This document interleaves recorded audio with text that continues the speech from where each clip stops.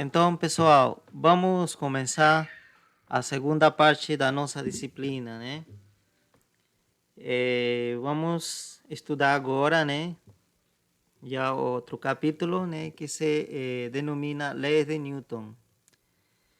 Na primeira parte da disciplina, a gente estudou o capítulo que se denominava cinemática.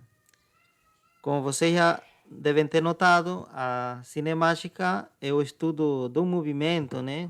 Das características do movimento, tá? Em detalhe, né? A gente estudou o movimento em detalhe, né? As trajetórias, tá? A gente estudou a velocidade, né? Com a relação com a aceleração, com a posição. Então, a gente estudou bem detalhado o movimento, tá? Mas ficou faltando um assunto, né? Ficou faltando estudar a causa desse movimento, né? O porquê que acontece o movimento desse jeito, tá? Então, esse capítulo trata de justificar esse tipo de movimento, tá? Por que um objeto tem que se mover em linha reta em algumas situações? Por que em outras situações o objeto tem trajetória parabólica, né? Ou em outras situações tem essa trajetória em forma de circunferência, né? Então, tudo isso vai ser justificado agora, né? Então, a base de tudo isso, tá? Se resume em três leis, né? Que justamente são as leis de Newton, tá?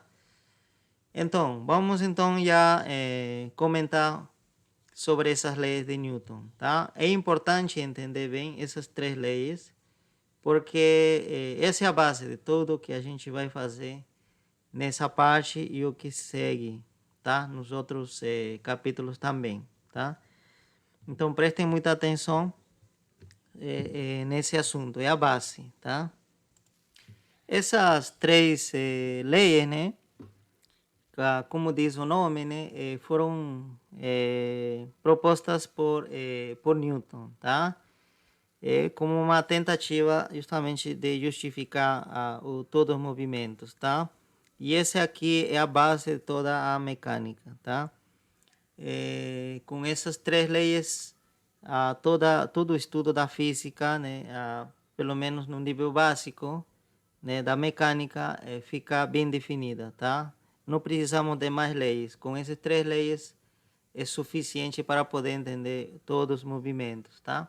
Claro, né, e acompanhando da matemática que envolve essas leis, tá? Ok, então vamos com a primeira lei, né? São três leis, né? Então vamos nessa ordem, ok? A primeira lei nos diz o seguinte, que todo objeto em repouso tende a permanecer em repouso, tá? Isso vocês devem ter percebido, né? É uma experiência comum que a gente observa na natureza, né? Se você vê uma rocha, né, jogado, se ninguém mexer com ela, a pedra continuará em repouso, né? Ficará aí eternamente, né? Tá? Não se moverá, né? Ok? O árvore, né? Se está aí, né? Se ninguém, né? As folhas da árvore, vamos dizer, né? Se não tiver vento, né? As folhas, né? Os galhos permanecerão em repouso, né? Tá? Essa seria uma tendência natural das coisas, tá? De permanecer em repouso. Mas aí você diz também, mas tem objetos que estão em movimento, tá?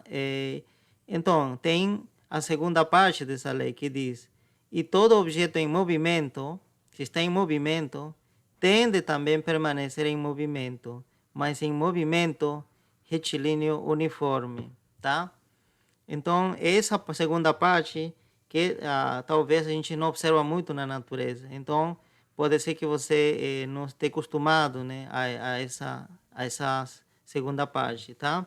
Então, todo objeto que está em movimento vai tentar permanecer em movimento, tá? Porém, em retilíneo uniforme, que significa que vai manter sua velocidade, tá? sua velocidade vai ser constante, né, nesse caso. Então, nós podemos adicionar aqui, dizendo que o v, a velocidade, será constante. Constante. Tá? E você sabe que a velocidade me dá a informação, tá? Com que rapidez está acontecendo o movimento e também me dá a informação em que direção está acontecendo o movimento, tá? Então, se a velocidade é constante, significa que a direção de movimento desse objeto deve também permanecer constante, deve tender a uma única direção, tá? Essa é a tendência dele, tá? E também a rapidez com que ele anda deve também permanecer constante, não deve variar, tá? Então, mas essa é uma tendência, tá? Essa é uma tendência. Não significa que por sempre vai acontecer isso, né? Tá? Isso vai mudar justamente quando a gente passe para a segunda lei, que vou mencionar daqui a pouco, tá? Mas a tendência natural é isso, tá? Segue a primeira lei. Então, para poder entender melhor, vamos então com alguns exemplos, né? Por exemplo, vamos dizer que você tem né? Essa linha aqui verde representa a superfície de uma mesa, vamos dizer, né? E vamos supor que você tem um carrinho de brinquedo, tá certo? Né? Um carrinho de brinquedo, né? Aí as rodas. E você colocar em cima desse carrinho de brinquedos, vamos dizer, uma borracha, né? Uma borracha, tá? Ok, você vai fazer o seguinte experimento. Você vai pegar o carrinho de brinquedos, mas sem pegar a borracha, vai segurar só o carrinho, né? E repentinamente você vai fazer mover o carrinho, tá certo? Vai segurar com a mão e repentinamente, rapidamente você vai mover, vamos dizer, nessa direção. O que vai acontecer com essa borracha que está em cima do carrinho, tá? Se não tiver nenhum obstáculo aqui, essa parte for horizontal, né, plana, então o que vai acontecer é que a borracha vai tentar cair. Vocês podem observar esse experimento, fazer em casa, né? Repentinamente, rapidamente, segura o carrinho e move para a direita, como nesse caso, e você vai ver que a borracha cai, né? Cai. Por que cai? Porque ele tenta ficar em repouso. Essa borracha estava em repouso inicialmente. Quando você mexeu o carrinho, a borracha ainda tenta continuar em repouso porque ele não sente esse puxão, né? Esse movimento. Mas o carrinho sim. Então o carrinho se mexe para a direita, mas a borracha tenta permanecer nessa posição. Mas como o carrinho andou para a direita, né? Já não tem suporte, ela cai, né? Então, se está cumprindo essa primeira lei de Newton, né? Que se borracha está em repouso, tenta permanecer em repouso, né? Você também notam essa experiência, né? Em vocês mesmo quando você sobe no ônibus, né? Sobe o ônibus, você sobe lá, se você não se segurar e o motorista acelerar o ônibus, você vai cair, né? Dá uma aparência de você estar caindo para trás, mas na verdade o que está acontecendo é que você está tentando ficar em repouso, porque inicialmente você estava em repouso, quando acelera o carro, aí você tenta ficar em repouso, porém o carro já está andando, então você fica desequilibrado e pode ser que né, acaba caindo, né? Então, acontece isso na nossa vida diária, né? Ok. E vamos ao segundo caso, né? Nessa parte em que o objeto estava em movimento e tenta permanecer em movimento. Imagina então que o carrinho já está, talvez você acelerou esse carrinho de brinquedo, né? Tá com uma certa velocidade, né? Vamos dizer, andou até esse ponto, né? Está o carrinho aí. Então, e você de pronto, o que estava em movimento, né? Estava em movimento o carrinho, de pronto você freia esse carrinho, né? Simulando o que acontece no ônibus, né? Quando o motorista freia de pronto, né? Repentinamente. O que acontece com a borracha que estava em cima, né? Que simularia o passageiro, né? O que acontece?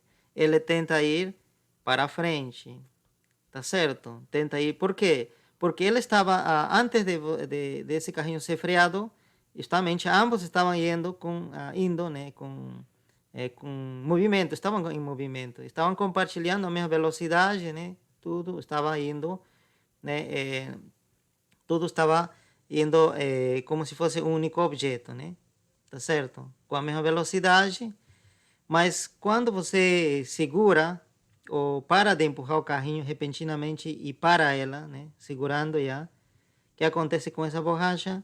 A borracha ainda quer continuar com o movimento, porque a tendência dele, né, da borracha é continuar em movimento. Então acaba caindo para frente, né?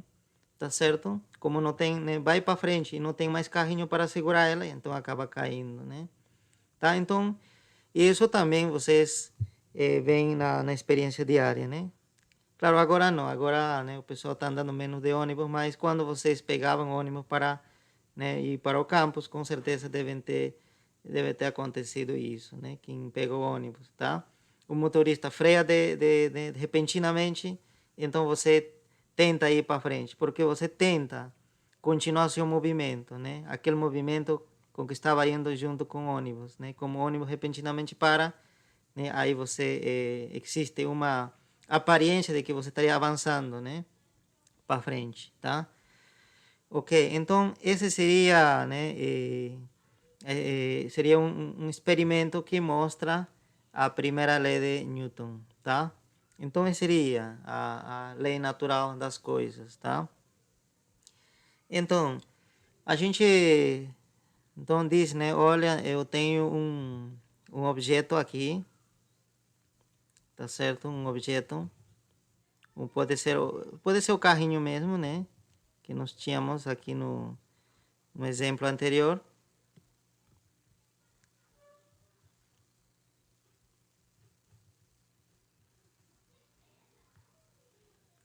Ok, então, e a gente diz, olha, e esse carrinho que está na mesa vai permanecer sempre em repouso? Não, né? Porque sempre, né, haverá alguma criança que vai querer mexer com ela, né? Então, mas até ele não ser mexido, ela permanecerá em repouso, tá?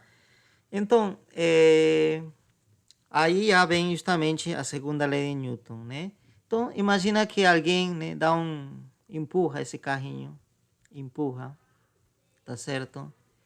Ou coloca, né, alguma fita e alguém puxa, né? Tá certo? Puxa.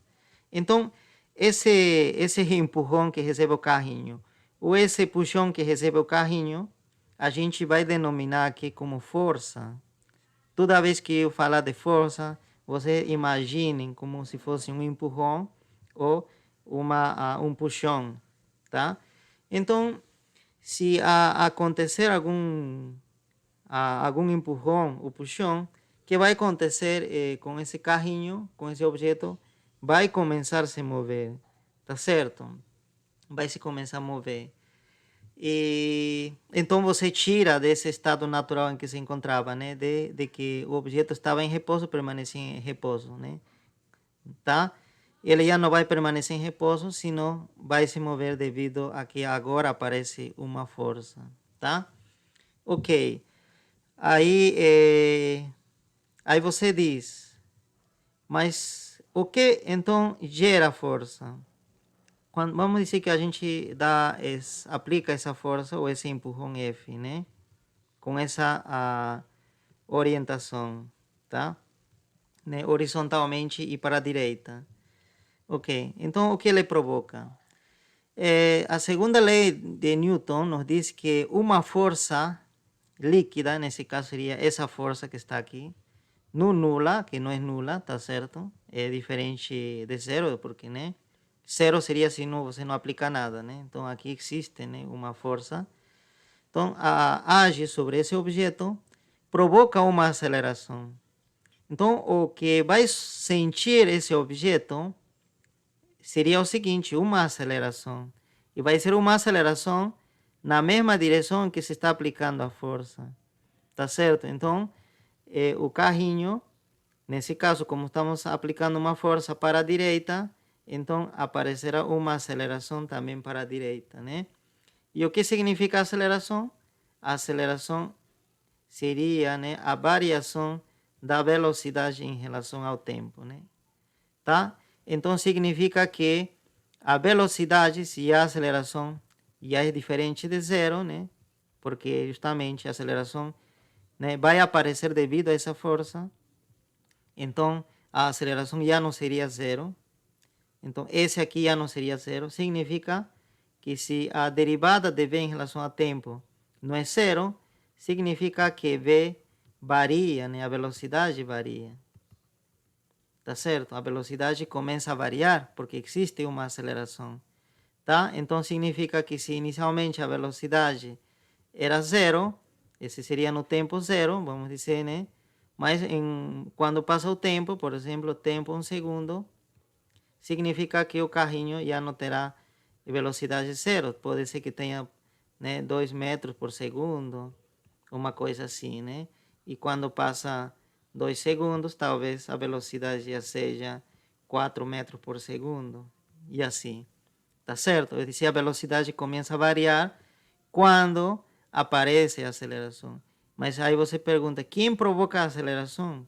Quem provoca, quem causa e a força. Esse empurrão é o que provocou essa aceleração e, portanto, essa variação da velocidade. Então, estava em repouso, começa a ficar um pouco mais rápido e mais rápido. Se você continuar aplicando a força, vai continuar, esse carrinho vai continuar aumentando sua velocidade. Até que você pare de aplicar esse empurrão. Então, parou de aplicar, então a aceleração é zero, então esse carrinho, aí nesse caso, se a aceleração é zero, então a velocidade para de variar, já não, né, já não muda. Então, talvez fica com simplesmente, né, se você aplicou essa força simplesmente até 2 segundos, então nos seguintes segundos a velocidade permanecerá 4 metros por segundo e não vai variar mais. Claro, esse seria um caso ideal, né? Se esse piso for liso. Esse é outro assunto muito importante que a gente tem que falar bastante, tá? Então, se o piso for liso, né, desde o momento em que a gente tirar essa força, a velocidade deve continuar o mesmo valor. Porém, mas isso não acontece na vida real, né? Se esse aqui for uma mesa real que a gente tem em casa, tá? Vai acontecer que se você tirar essa força, esse empurrão, o carrinho anda um pouco, claro, mas depois para, né? Tá? Por quê? Porque existe uma força invisível que sempre se opõe ao movimento, que seria a força do atrito, né? Tá certo? Uma força que sempre se vai opor ao movimento. Se o carrinho se move para a direita, a força é no sentido contrário. Tá? Então, isso daí, essa força de atrito que acaba, às vezes, atrapalhando entender bem essa primeira lei e a segunda lei. Tá? Pode prejudicar o entendimento disso. Tá? Mas você tem que ter presente isso, que pode prejudicar, né, o entendimento dessas leis. E mais na frente, claro, já vai incorporar essa força de atrito e vamos estudar tudo em conjunto, tá? Então, por enquanto, a força de atrito, vamos dizer que é zero, tá? Força de atrito, por enquanto, é zero. Seria como se fosse uma mesa ideal, é dizer, bem liso, tá? É como se você jogasse água, né, em cima dessa mesa ou do piso e você fizesse o experimento, né? Você lembra que se você jogar água, o piso fica escorregadio, né? Tá certo? Então, nessa situação, nesse caso extremo em que o piso fica escorregadio, essas leis, assim como estão propostas, funcionam bem, tá? Funciona bem. Ok.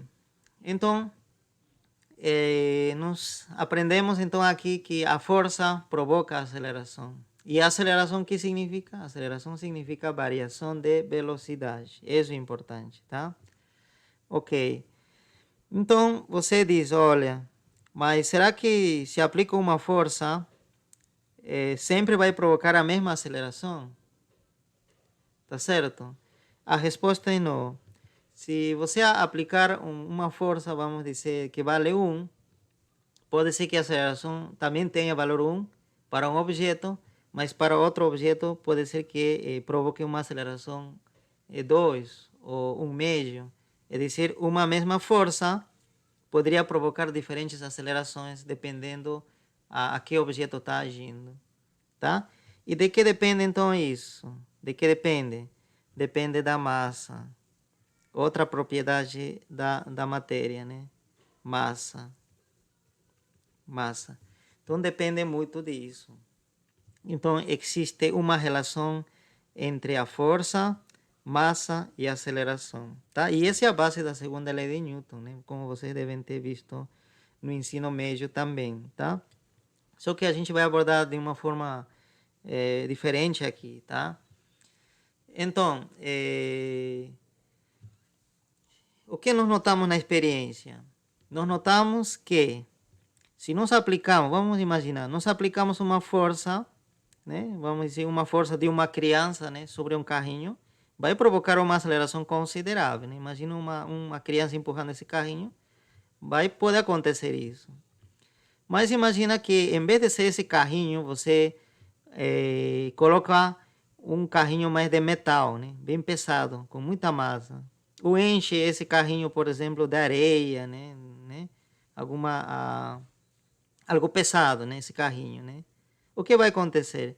Talvez a criança não vai conseguir mexer. Talvez ou vai mexer, mas vai ser bem devagarzinho. Justamente, significa que se esse objeto for mais pesado, a aceleração que vai ser produzida vai ser pequena. Tá certo? É dizer, a maior massa do objeto se provoca menor aceleração. Isso é importante, né? Significa que a aceleração é inversamente proporcional à massa. A maior massa, menor aceleração. Tá? Ok? Né? Se você substituir, por exemplo, esse carrinho aí por uma caixa de livros muito pesada, né? E colocar na mesa, e a criança não vai poder empurrar. Tá certo? Porque essa massa né, é grande e a aceleração que ele vai provocar vai ser muito pequena, praticamente zero, né? Tá? Então é isso.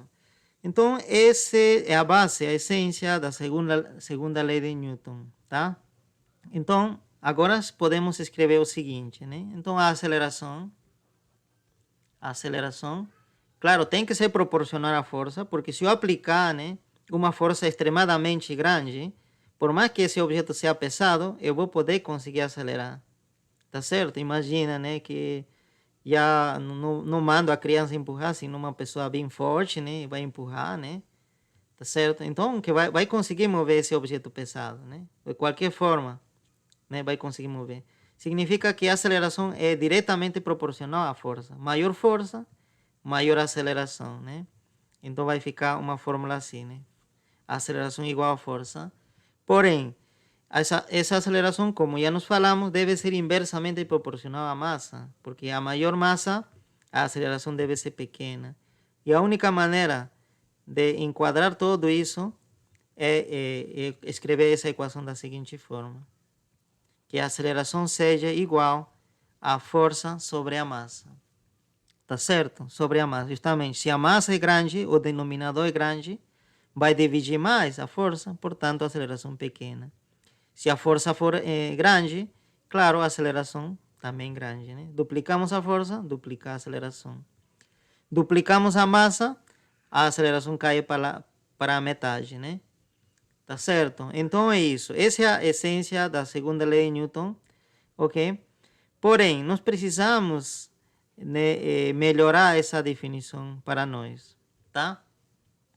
Que seria o seguinte: em muitas situações, ou para nós já na graduação, né, na faculdade, né, que não seria no ensino médio, né? No ensino médio talvez a gente trabalhe simplesmente em essas situações simples, né? Onde bastaria isso, né? Em nossa situação pode acontecer o seguinte: temos um objeto e a gente aplica uma força nessa direção, né? Vamos chamar força 1. Alguém puxa nessa direção, alguém puxa na outra direção, tá certo? E outro terceiro pode estar puxando para esse lado, né? Tá certo? Aqui sem querer eu coloquei vetor, né? É porque a força em si vai ser um vetor. Por quê? Como falei para você, olha, eu tenho que aplicar uma força de uma certa intensidade, mas eu tenho que aplicar em alguma direção. Tá certo? Tá? Imagina que o seguro, né? Esse aqui pode ser uma pedra e a gente amarra nessa pedra e alguém puxa, né? Amarra com uma corda e puxa para nessa direção e outro para essa direção e outro, né? Para ver quem ganha, né? Tá certo? Quem consegue puxar, né? Em uma certa direção. Então, a força é um vetor. Tá certo? É um vetor. Então, se a força é um vetor, então eu preciso, né, encontrar uma forma vetorial para essa fórmula, tá? Então também preciso já completar aqui que esses precisam ser vetores, então coloco a z, pronto. Ok, e aqui falei de um conceito que, né, vocês devem ter reparado de força líquida. O que é força líquida, né? Força líquida seria a soma dessas forças, mas seria a soma vetorial. Tá certo? Então colocamos aqui, né? Força líquida. Vamos escrever o que significa. Força líquida seria a soma vetorial de quem? Das forças. De todas as forças que estão agindo sobre um objeto, tá?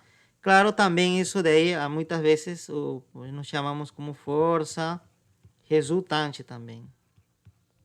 Tá certo? Então, força resultante ou força líquida são sinônimos. É a mesma coisa, tá? Então, significa que, em nosso caso, a força resultante ou força líquida será a soma dessas três forças, nesse caso, né? F1 mais F2, vetorial, tá vendo, né? Soma vetorial.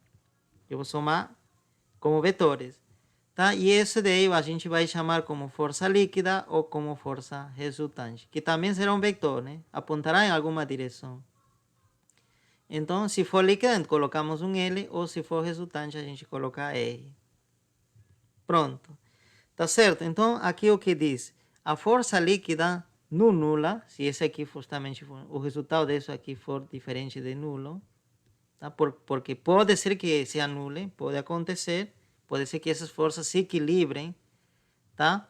Mas vamos dizer que não acontece isso, diz, acaba em uma direção, o objeto acaba, né, indo, tá? Acaba se movendo em uma direção, é dizer que alguém consegue ganhar aqui, né, nessa brincadeira de puxar e puxar, né, em várias direções. Imaginamos que acabe ganhando esse de azul, vamos supor, né? Tá? Então haverá alguma força líquida, tá certo? Então significa que nesse caso né, provoca essa força líquida, vai provocar uma aceleração sobre esse objeto, tá? O objeto vai se mover, tá?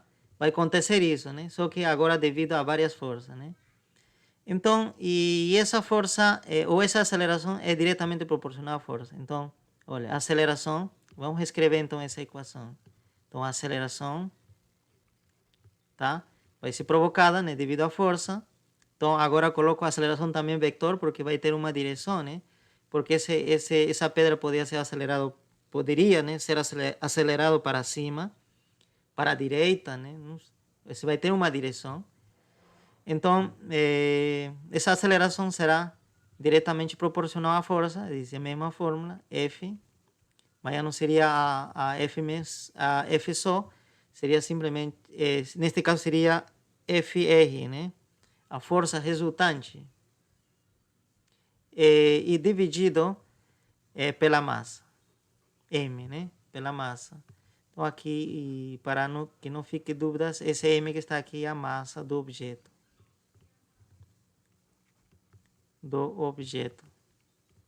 Ok? Então é isso, né? A massa, como você sabe, é um escalar. Quando você vai dividir um vetor por um escalar, o resultado vai ser outro vetor, que exatamente seria a aceleração. Tá? Então nós vamos usar essa fórmula. A gente vai trabalhar com isso. E poucas vezes, algumas vezes, a gente talvez trabalhe de forma escalar, mas geralmente a gente vai trabalhar de forma vetorial, ok? Então, a pergunta, né, foi que se a força de atrito, né, que nós consideramos aqui zero, né, em algum momento vamos considerar como algo diferente de zero. É dizer, se a gente vai incorporar a força de atrito. A resposta é sim. Nossa ideia é isso. Em algum momento vamos chegar aqui a isso, tá? Mas aí você diz, onde que vai a força de atrito aqui? Nessa segunda lei de Newton. Onde vai? Vai dentro da força resultante. Aqui aparecerá a força de atrito também, estará dentro.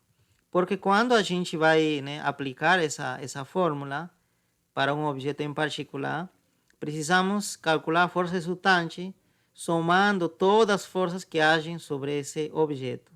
Todas as forças que agem devem ser incluídas, tá? Tá certo? Tá? Então, como o atrito, por exemplo, sobre esse carrinho, né, vai agir sobre o carrinho, então deveria estar incluído também dentro da força resultante, tá? Então, aí que vai aparecer, tá? Ok, muito bem. Continuamos, né? Então, nós entendemos a segunda lei de Newton. Agora vamos para a terceira lei, né? Então, em que consiste essa terceira lei? A terceira lei é muitas vezes muito às vezes esquecida, tá? Por muita gente, tá? Mas ela é muito importante, tá? Então eu falo já desde agora que vocês não esqueçam, tá? No, às vezes o pessoal não valoriza, né, essa terceira lei porque acha muito simples e aí não acha que não tem muita utilidade. Mas para mim vocês vão ver que vai ter muita utilidade. Muitos problemas serão resolvidos, tá? Usando a terceira lei, ok? Então precisamos entender bem o que é a terceira lei. E como falei, é uma lei bastante simples, parece, né? Bastante simples, mas resolve muitos problemas. Então, o que diz? Sempre que um objeto exerce uma força sobre outro objeto, tá certo? Este segundo objeto, né, exerce uma força igual e oposta sobre o primeiro, tá certo? Tá? Isso a gente conhece também como a lei de ação e reação, né? Tá certo? Se você empurra alguma coisa, você tá, na verdade, também está sendo empurrado por essa coisa, tá? Vamos aqui nessa situação de dois objetos desse exemplo, né? Estamos sobre uma mesa, tá? E sobre essa mesa nós colocamos uma caixa, tá? De papelão e um livro, né? Tudo certo. Então nós encostamos o livro. O que acontece com a caixa de papelão? O que acontece? Se esse livro é muito pesado, por exemplo, uma Bíblia, né? Ou um livro de cálculo, né? Que às vezes tem livros muito pesados, né? O que vai acontecer com essa caixa? Você vai mover para a direita, né? Vai ter esse movimento. Por que acontece esse movimento? A segunda lei de Newton já nos pode justificar. Por quê? Porque na região em que tem contato, nessa parte existe um certo contato, né? Aqui tem um contato entre o livro e a caixa, né? Então, nessa parte, a única justificativa é que nessa parte deve estar agindo uma força devido ao livro sobre quem? Sobre a caixa. Então, essa força deve ter essa direção. Tá certo? Justamente por isso, deve estar empurrando para a direita, tá? Então, então a gente diz, tá, existe, então significa que o livro, vamos anotar, né, livro, e aqui a caixa, significa que o livro está realizando uma força sobre a caixa.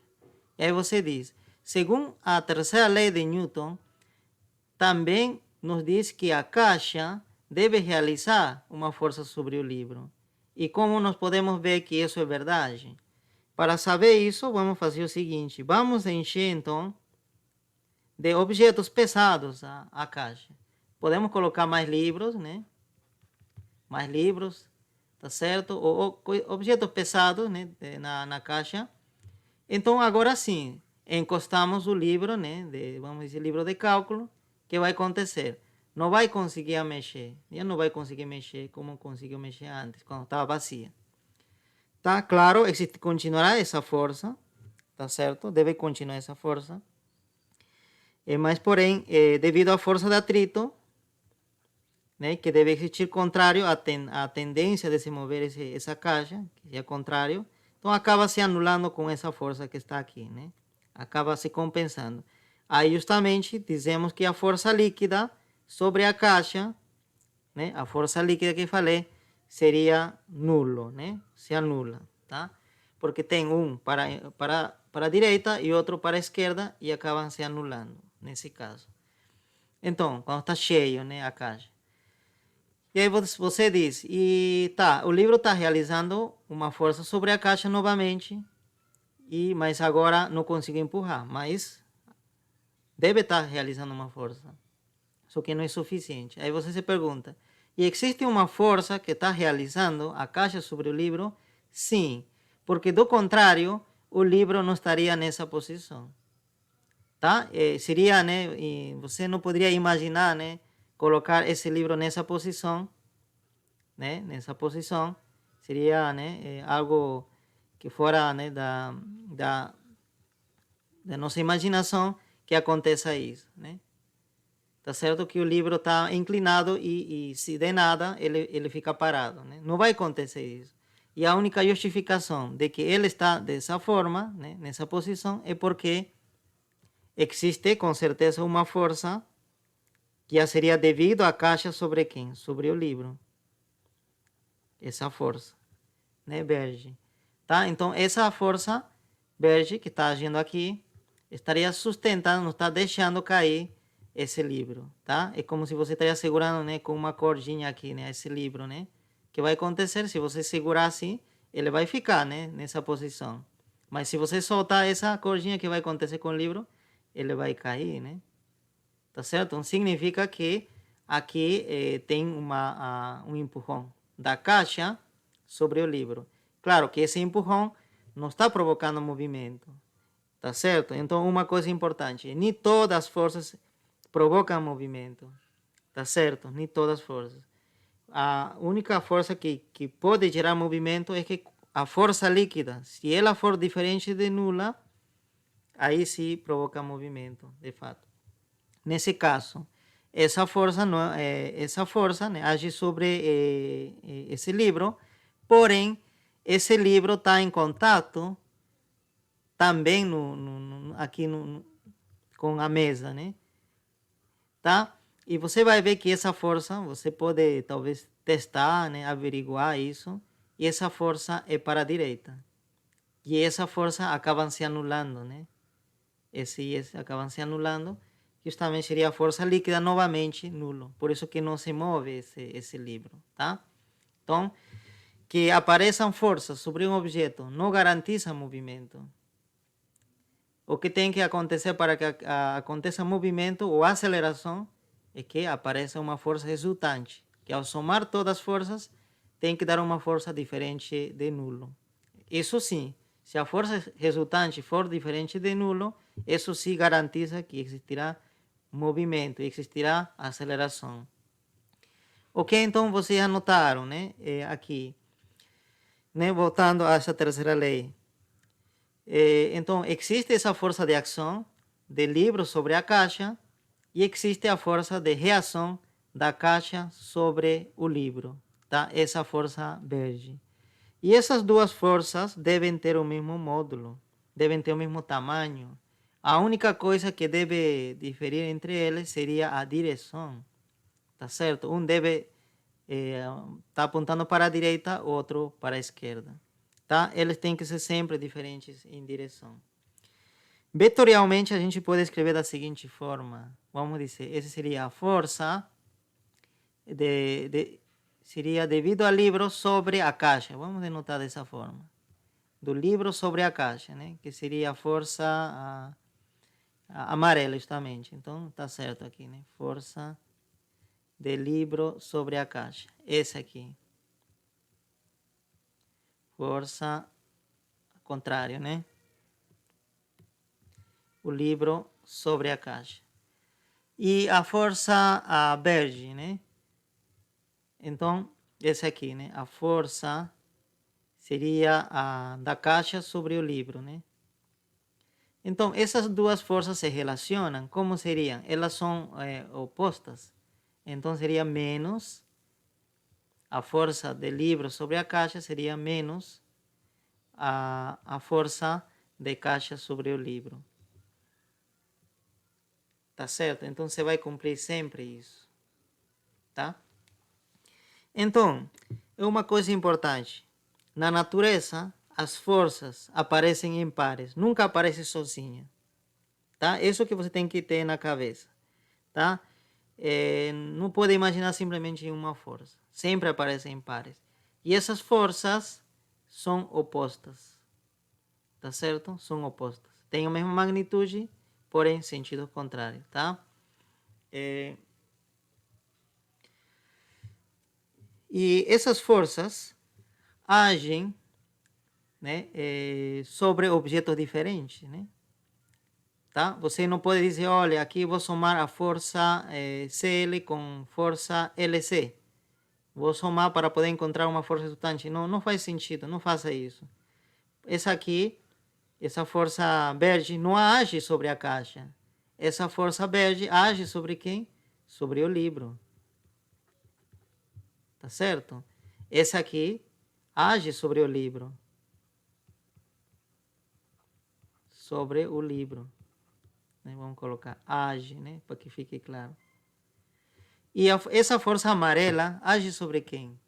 Age sobre a caixa. Tá vendo? Age sobre objetos diferentes. Essa aqui age sobre a caixa. Tá certo? Só que existe uma relação entre elas, tá? Então, quando você vai calcular a força resultante sobre o livro, você não vai poder incluir quem? A força amarela. Essa aqui não aparece aqui. Né? Aparece a verde e a força do atrito. Esse daqui. Tá? E se você vai querer calcular uma força resultante sobre a caixa, a força verde não aparece. Aparece só isso. Tá certo? Então, as forças que a gente diz, né? Essas forças são devido à terceira lei de Newton. Essas forças que aparecem em pares não agem sobre o mesmo objeto. Agem sempre nos objetos diferentes. Aqueles objetos que estão interagindo um sobre o outro, né? Tá? Né? Um sobre o primeiro e outro sobre o segundo. Ok? Para entender a terceira lei de Newton, a gente poderia também, né, comentar mais um exemplo, né? Nós sabemos a Terra, né, e a Lua, né? Nós temos a Lua, já comentamos anteriormente, né? Roda, né, ao redor da Terra, né? Tem essa trajetória, né, circular. Tá certo? Então, aproximadamente realiza um movimento circular uniforme, né? Tá certo? Aproximadamente. MCU. Ok. Então, você diz, existe, né, uma força necessariamente para que aconteça esse movimento circular, né? Por quê? Porque existe, na verdade, uma força sobre a Lua. Vamos analisar primeiro a Lua, né? Vamos analisar a Lua. Porque é ela que faz esse movimento de circular uniforme, a Lua. Então, existe uma força sobre ela. Porque se não existisse força, o que aconteceria com a Lua? Que diz a primeira lei de Newton? Todo objeto em repouso tende a permanecer em repouso. Mas aqui você pode usar a segunda parte. E todo objeto em movimento tende a permanecer em movimento retilíneo, uniforme. Se não age nenhuma força aqui, seria ilógico pensar que a Lua vai fazer isso, porque esse movimento não seria retilíneo. Tá certo? Então não teria como a Lua se mover assim e a gente ainda dizer, olha, a força sobre a Lua é zero. Não, deveria estar agindo alguma força sobre a Lua para que esse movimento seja isso, tá? E a gente diz, e se não existisse força, qual seria a direção? Né? Você sabe que nesse ponto a Lua tem uma velocidade grande, não? Acho que eu pedi até vocês pesquisarem na internet, nessa velocidade é grande, essa velocidade, não é pequena, é bem grande. E essa velocidade, né, significa que esse objeto nesse ponto, essa Lua nesse ponto, né, a Lua, né, nesse ponto, estaria tentando se mover nessa direção. E se não acha nenhuma força, em qualquer tempo, ele tentaria continuar se movendo nessa direção. Então, a Lua estaria, né, se movendo assim. Que seria um movimento retilíneo, reto, né, e uniforme, com a mesma rapidez. Mas não acontece isso, né? Por que não acontece isso? Porque existe uma força que está, né, tentando atrair essa Lua para a Terra, que seria a força da gravidade, né? Então, essa aqui seria a força da gravidade, ou vamos dizer, da Terra sobre a Lua, né? TL, da Terra sobre a Lua. Então, existe essa força. Então, essa força, justamente, é suficiente para poder se desviar sua trajetória da Lua, né? A Lua, como por tendência, ele tenta, né, manter sua direção, tá certo? Tenta permanecer em movimento retilíneo uniforme. Porém, devido a essa força, ele se desvia, né? E toda vez que está aqui, né, tenta se mover nessa direção, mas devido a essa força, se desvia. E assim, né, acaba circulando. Ok, então essa seria a causa desse movimento circular uniforme. Essa força que provoca isso, né? Ok? Então, muito legal isso, né? Porque Newton já conseguia explicar o movimento da Lua, né, com suas leis, tá? Ok, e aí você diz, a terceira lei nos diz o seguinte, que se a Terra exerce uma força sobre a Lua, então também a Lua deveria exercer uma força sobre a Terra. Tá certo? Então, existe uma força sobre a Terra, né? Que seria devido à Lua. Existe essa força. Então, aqui a gente chama de F devido à Lua sobre a Terra, né? A gente vai colocar esses subíndices, tá? Dessa forma. Tudo bem, tá? Tá vendo? Aparecem pares. Aparece essa força verde, aparece também essa força rosa, imediatamente. Os dois aparecem ao mesmo tempo. E essas forças têm o mesmo tamanho. Por isso que eu desenhei do mesmo tamanho aqui. A única diferença é o sentido. Sentidos contrários. Alinhados, porém sentidos contrários. Tá? E aí você diz, e essa força que age sobre a Terra? Por que não puxa, né, não aproxima para a Lua? Tá? Por que com o tempo essa Terra, que vamos imaginar que a Terra, né, está com, em relação a ao centro de massa desse sistema, tá? Está com velocidade zero, vamos dizer, né? Tá? Vamos imaginar que está com velocidade zero. Imaginamos que estamos em um referencial, né, em que o centro de massa está em repouso, tá? E quem gira, quem tem velocidade é a Lua, né? Mas a Terra, vamos imaginar que está com velocidade zero, vamos dizer, tá? Eu estou fazendo uma aproximação aqui, não é verdade isso, tá? Você sabe que a Terra está se movendo também ao redor do Sol, tá? Mas vamos simplificar isso, vamos simplificar.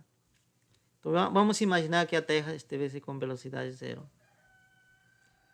Então aí você diz, olha, então essa força provocaria que a Terra se grude à Lua.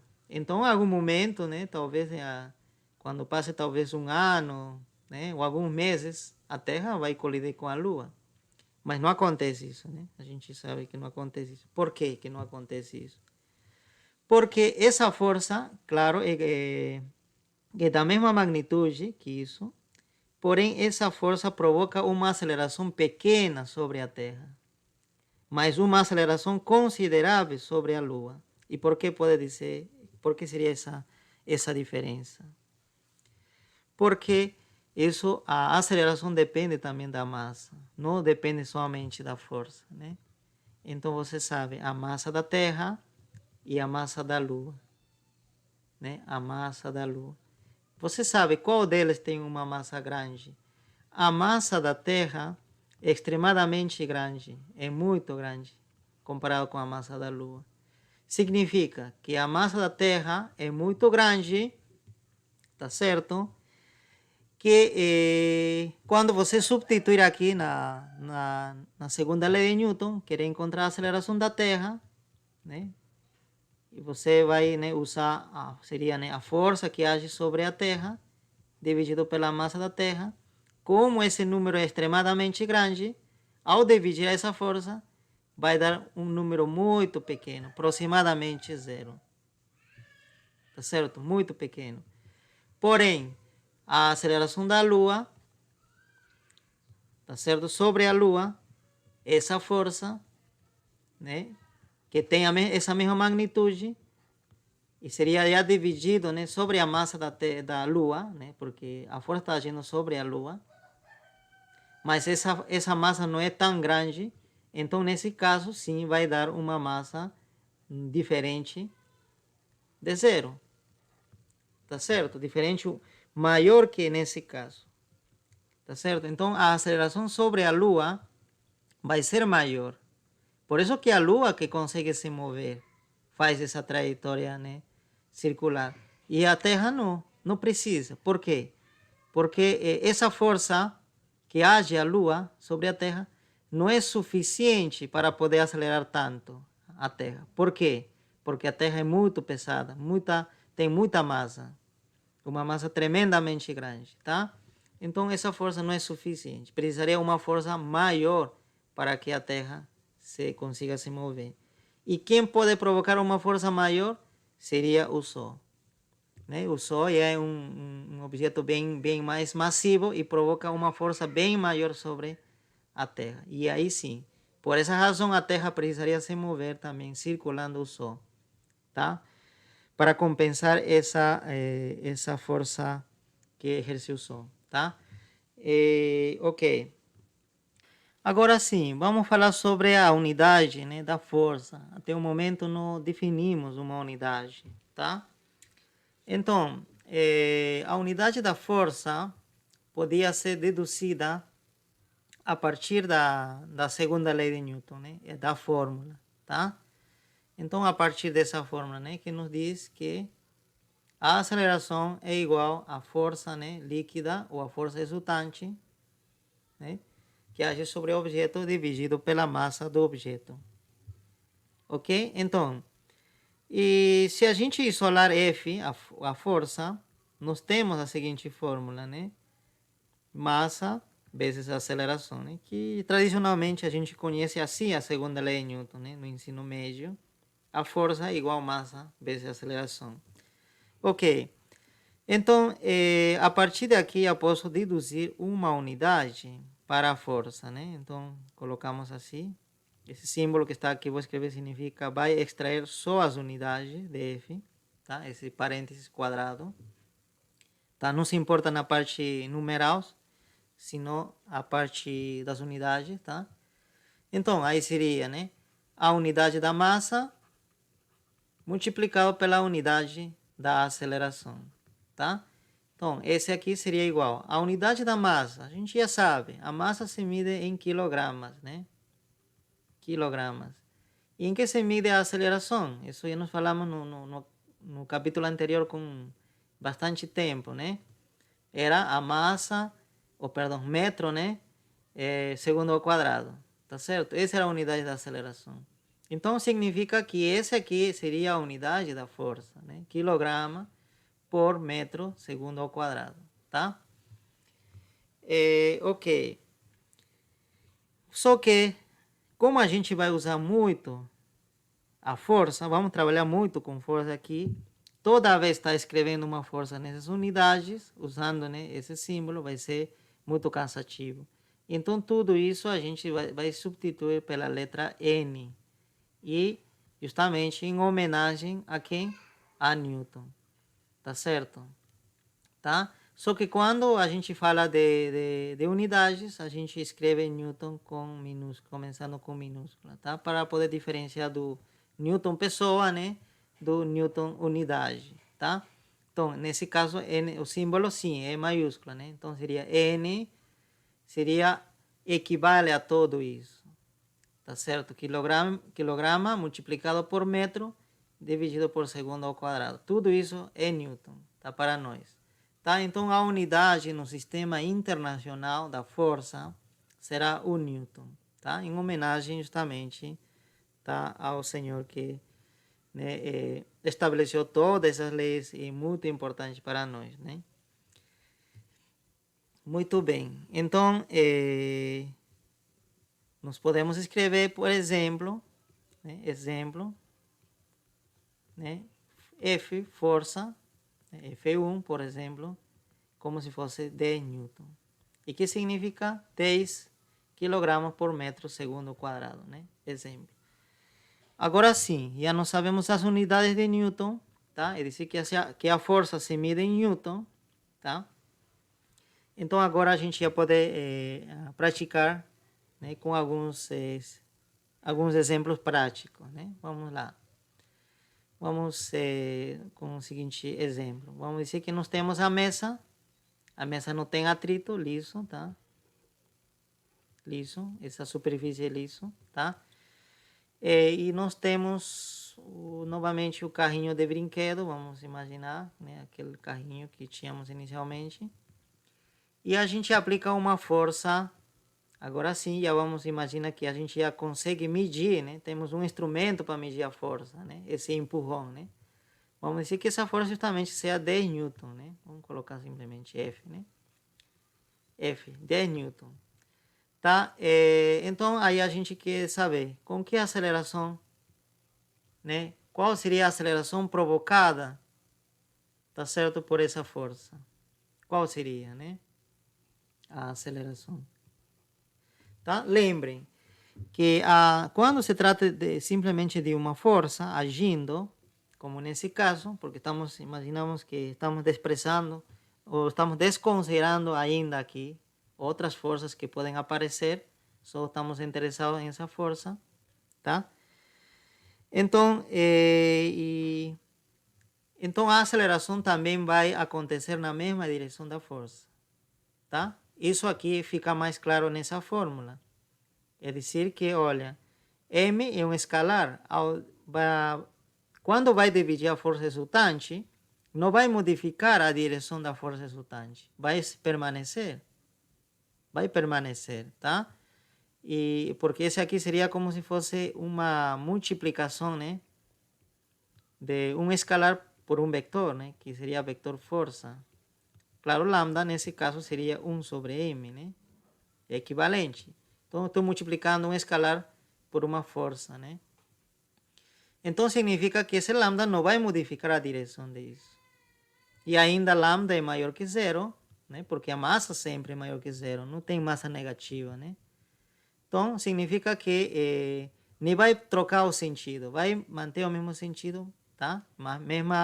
Então, vai ter a mesma direção, tá? Então, a aceleração terá a mesma direção que a força resultante, sempre. A aceleração na mesma direção da força resultante, né? Se você vai querer graficar a aceleração, tem que graficar na mesma direção que a força resultante.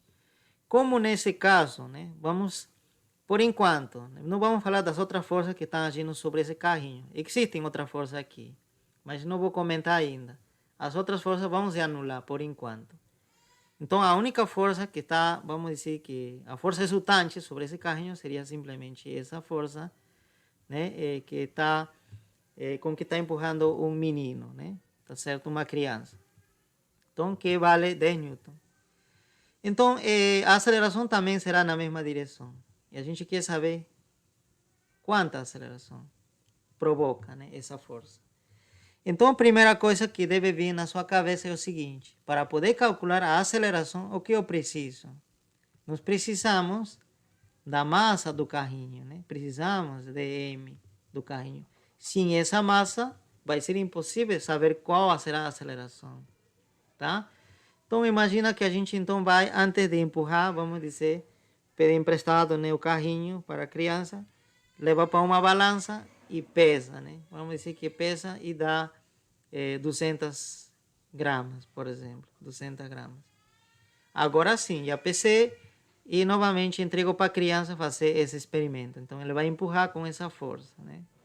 Certo? Claro, isso é algo imaginário, porque a criança não vai empurrar exatamente com essa força.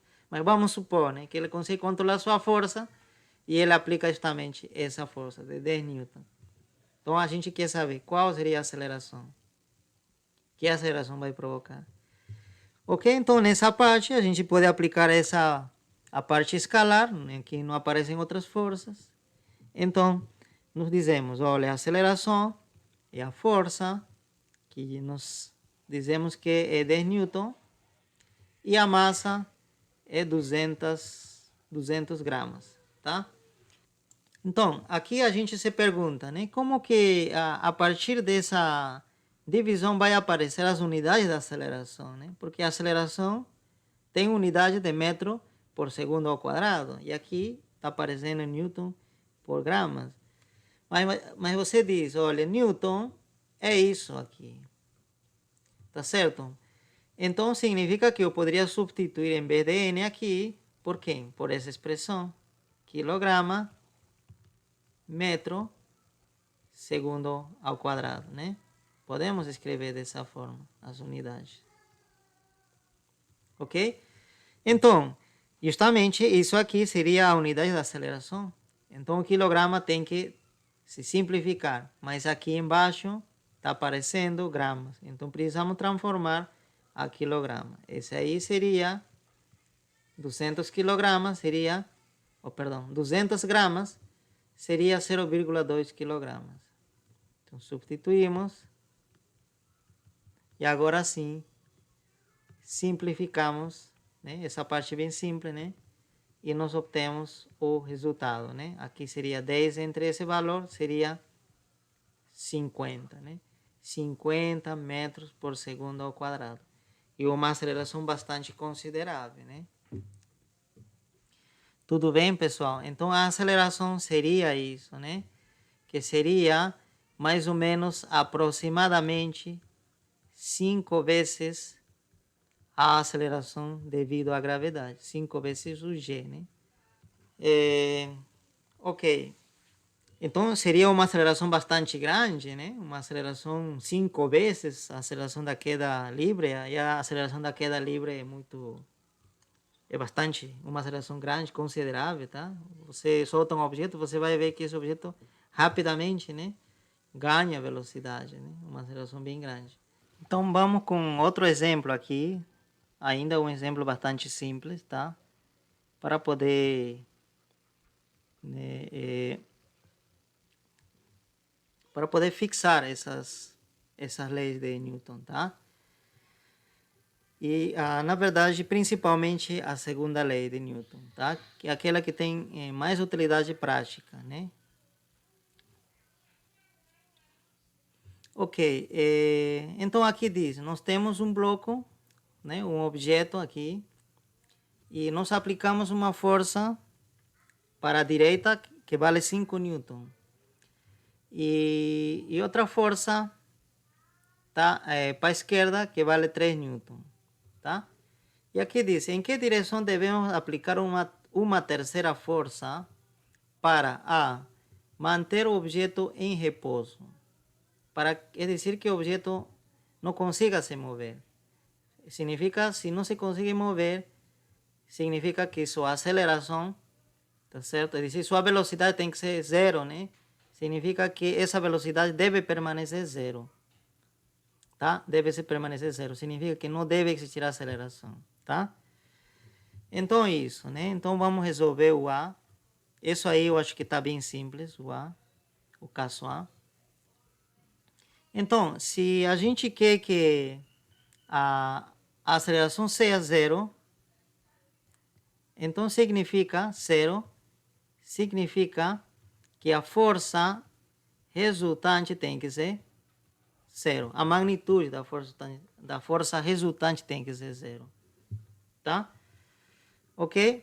Porque justamente, olha, se aqui a aceleração zero, M multiplica esse zero e a força resultante tem que ser zero, tá? Então, não estamos nessa situação.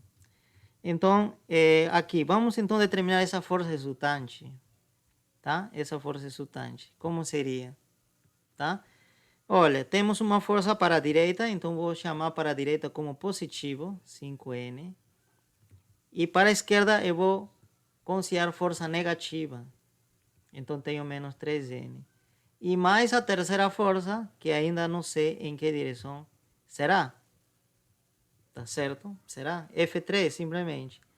Isso deve dar zero. Tá? Então, continua. Então, aqui vai dar quanto? 2 newton. Tá certo? E pode passar ao outro lado. Então, já tenho a força 3, que seria menos 2 newton. Tá? Pronto. Eu tenho já a terceira força, que tem que ser com menos 2 newton. Negativo, menos. E nós falamos que uma força para a direita é F positivo. E para a esquerda, nós estamos considerando nesse caso, para não usar vetores ainda, que nesse caso não precisa, é negativo. Então, nesse caso, a força negativa significa que a força deve estar apontando para a esquerda. Tá? 2 newton para a esquerda, né? Então, assim, essa terceira força deveria ser isso. Tá? Esse deveria ser. E quanto? Valor, magnitude 2 newton. Claro, o sentido para a esquerda, né? Por isso negativo aqui. Tá? Vamos colocar melhor com todo o sinal. Menos 2 newton. Ok? Então, justamente, olha, alguém está puxando com 5 newton para a direita. Então, para a esquerda, já tem alguém puxando com 3 newton.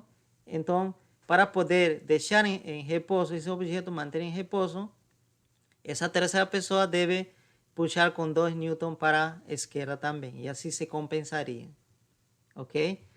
Então, isso, né? Essa seria a resposta do A. Agora vamos com B, né? Tá certo? Com B. Aqui diz provocar uma aceleração. Deve provocar essa aceleração negativa. É dizer que o objeto, em vez de, não se vai mover para a direita. Tá certo? A aceleração negativa significa para a esquerda. Da mesma forma que a força, tá?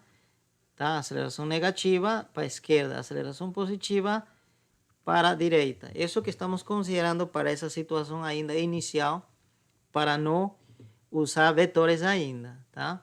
Aqui a gente não estamos usando vetores ainda, ou mais ou menos, ou, né?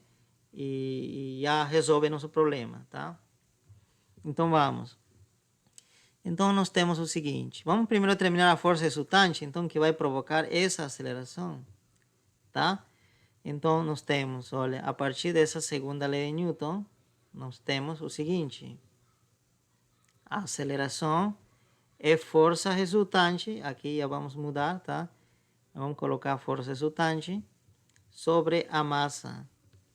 Então, a força resultante seria a massa vezes a aceleração. Então, já escrevemos assim, a força resultante é igual a massa vezes a aceleração. Então, o que está faltando aqui? Preciso definir a massa. Eu esqueci.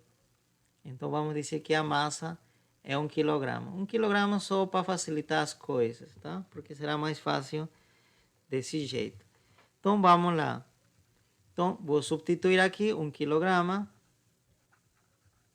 multiplicado por aceleração é menos 1 metro segundo ao quadrado. Aqui vou ter 1 multiplicado por menos 1, vai dar menos 1, tá certo? Então, vou ficar com menos 1. E as unidades, quilograma e tudo isso, vai me dar newton. Tá certo? Então, vai dar menos 1 newton. A força resultante deve dar menos 1 newton. A força resultante deve dar menos 1 newton. Esse será suficiente, tá certo? Para poder mover o objeto para a esquerda. Tá? A força resultante, tá? Não estou dizendo a terceira força, tá? Ainda não sabemos quanto é a terceira força. Porque a terceira força, somado com essas duas, deve dar menos 1 newton. Então, vamos lá. Então, vamos com a primeira força, é 5 newton, positivo, porque está para a direita. A segunda força, menos 3 newton, negativo porque está para a esquerda. E a força 3, que a gente não sabe. Tá? Esse caso, F aqui menos 2 newton, é simplesmente no caso, para o caso A, tá? Em que não existia aceleração. Agora estamos em uma situação em que existe aceleração. Tá? Então, essa força, terceira força, já não será 2 newton, pode ser diferente. Vamos lá, vamos determinar aqui. Então, aqui novamente nós temos 2 newton. Esse 2 newton vai para o outro lado como negativo, então vai dar menos 3 newton. Então, F3, facilmente nos encontramos que vale menos 3 newton. Então, a terceira força também será, vale 3 newton e vai puxar para a esquerda. Então, seria essa força aqui, praticamente da mesma magnitude. Então, eu tenho tanto o F3 para a esquerda e o F2 para a esquerda também, e ambos com a mesma magnitude, tá? Justamente, eles vão formar 6 newton, né, para a esquerda, né, e 5 newton para a direita. Então, quem vai ganhar? 6 newton. Em quanto ganha? Em 1 newton. E esse 1 newton vai provocar essa aceleração. Ok? Então, é isso. Então, para finalizar, né, a nossa aula, eu vou deixar 2 exercícios, tá?